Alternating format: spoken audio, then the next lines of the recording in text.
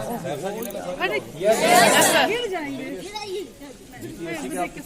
Yes आप लोग तो नियोजित वाले नहीं हैं। नहीं सर। अभी यूपीएससी में आपने अपनी मेधा साबित कर दी, यस सर। मेरिट साबित कर दिया है और सिंसियरिटी साबित की है। गाँव में रहना है, गाँव में पढ़ाना है।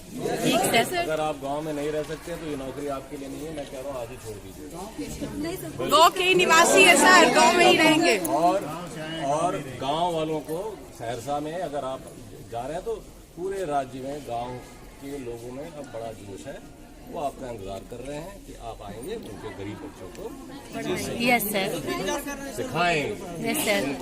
उनको वो पढ़ाएंगे जो पढ़ाई शहर के अंग्रेजी स्कूलों में नहीं होती, उससे ज्यादा अच्छी पढ़ाई है। यस सर, बिल्कुल सर। और 5 साल में ये हो जाना चाहिए कि जो अच्छे बच्चे हैं वो ये कहेंगे कि अगर हमें अच्छी पढ़ाई करनी है तो हमें सरकारी स्कूल में जाना है। Yes sir. क्यों? क्योंकि अब आप लोग आ गए। Yes sir. ठीक है। तो जनता को भी लेट डाउन मत कीजिएगा। जनता को बड़ी आपसे आशा है और सरकार को। Yes sir. ठीक है। Yes sir. हम लोगों को लेट डाउन मत कीजिएगा। ठीक है। स्कूल जाएंगे और मेहनत से पढ़ेंगे।